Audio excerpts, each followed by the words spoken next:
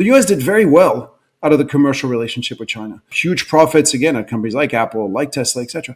What does the US get out of the adversarial relationship? Why would they want it? How does it work?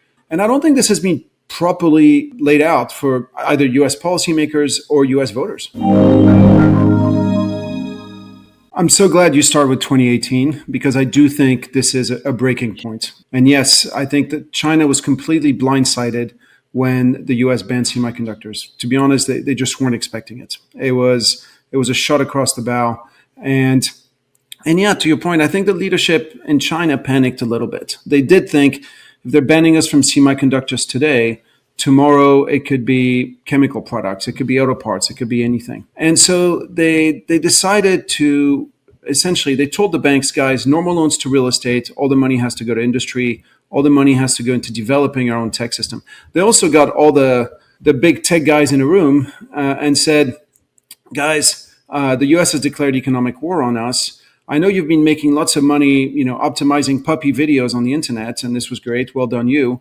But from now on, you guys have to develop semiconductors. You have to develop your own servers, your own software. And, this is when you had the whole Jack Ma incident. And suddenly Jack Ma goes on a stage in Shanghai and says, the government's trying to tell me how to run my business, but they have no clue. So the government says, I don't think you heard us correctly. Maybe we didn't make ourselves clear.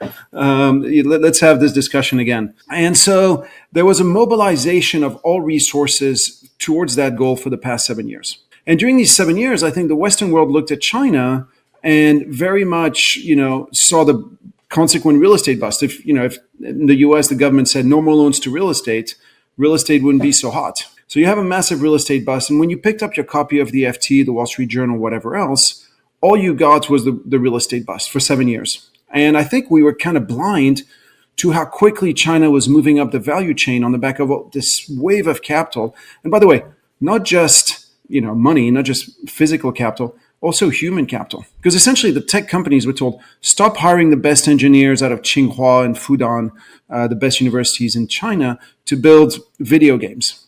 From now on, you're going to develop semiconductors. Now, China produces more STEM graduates every year than the whole rest of the world combined if you exclude India. It's China in 25 years has gone from 350,000 university students a year to 12 million university students a year. So it's an improvement in human capital.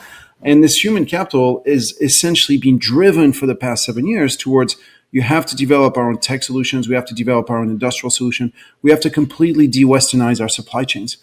And now all of a sudden we wake up to a world in which China's producing the best cars, not just the cheapest cars, but also the best cars. Here's a mind-blowing fact. Like you take Audi in China has now, which was the very first Western brand in China. It was synonymous of luxury for the longest time. They've dropped their four-circle branding and the Audi name to adopt a Chinese branding because if you're in China now, European cars are perceived as inferior to Chinese cars. Just to put things in perspective. Another example, I'm sure you've seen the interview of the Ford CEO where he highlights that he went to China, was blown away by what he saw, and bought a Xiaomi and brought it back to the US. And he drives a Xiaomi to work every day. I mean, this is like the Coca-Cola CEO saying he'd rather drink Pepsi. It's kind of mind-blowing to me. So I think, to be honest, China has leapfrogged the West in industry after industry. Take turbines, take telecom switches, take everything except the very high end of semiconductors. China's by now leapfrogged the West. And we missed it because for 3 years, nobody visited China because of COVID. And then once COVID reopened, post-COVID, Russia had invaded Ukraine. Everybody was running around telling you China was uninvestable because they were going to invade Taiwan, because they were part of the axis of evil with Russia, et cetera, et cetera. So everybody missed that you had this huge step up in China's industrial capacity. And so now today, China's bidding in Saudi Arabia to build nuclear power plants at half the cost of the French. Being French, I look at this, I'm like, I always thought we'd own the nuclear space. I always thought that, we got lots of problems in France, but at least we got that. We don't even have that anymore. So it's, this for me, this one of the single most important macro development is how quickly China's moved up the value chain in terms of industry, And yes, it is knocking on the door of tech. And I'm sorry to be long-winded, but yesterday, the FT had an article saying, okay, Xi Jinping is now banning NVIDIA chips in China. I look at this and I think, okay, either that's hubris on the Chinese part. They think they're advanced enough that they actually don't need NVIDIA. Option one. And there was some inclination of that with DeepSeek, right? It's like, oh, we can produce DeepSeek without the high-end NVIDIA chips. Or they think that, Chinese chips, the Huawei, the SMIC, et cetera, are like close enough that all they need is a little more impetus and they'll get there. Or alternatively, Xi Jinping is trying to trip up the US market. Because if you trip up NVIDIA, NVIDIA in 2.5 years has gone from a 300 billion market cap to a 4.3 trillion market cap. 4 trillion of wealth creation in one company in less than 2.5 years. Unprecedented in the history of capitalism.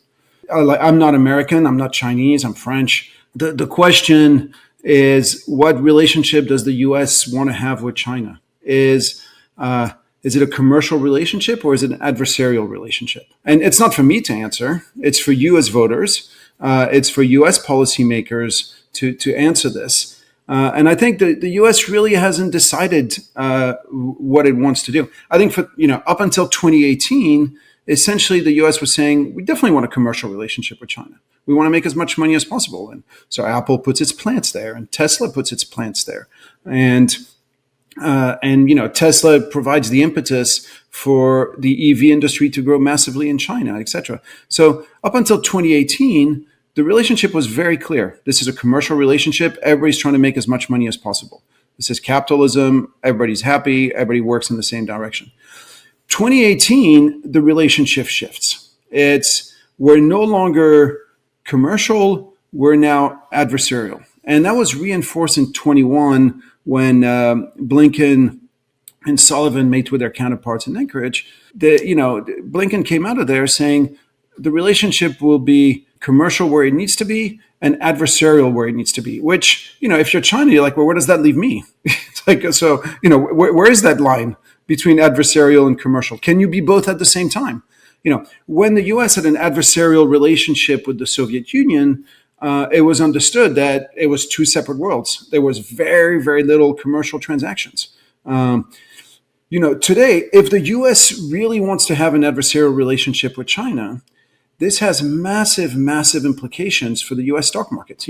What's the value of Apple without China? What's the value of Tesla without China? What's the value of Walmart? What's the value of ExxonMobil that does a ton of business in China? All this in a way that just wasn't happening with the Soviet Union.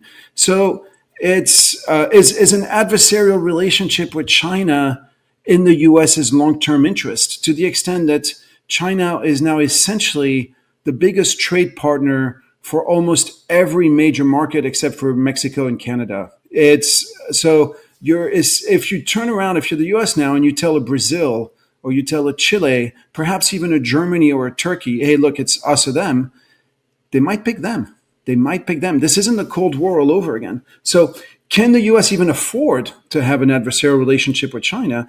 And more importantly, what does the US get out of it? Like, what's the end goal? To have an adversarial relationship with China. The U.S. did very well out of the commercial relationship with China. It's huge profits again at companies like Apple, like Tesla, etc.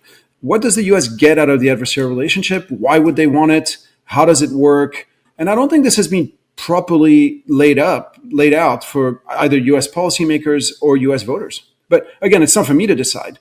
What I do note is that right now you essentially have your bum in between two chairs, where sometimes you want to be commercial, sometimes you want to be adversarial, and I think you get the worst of both worlds.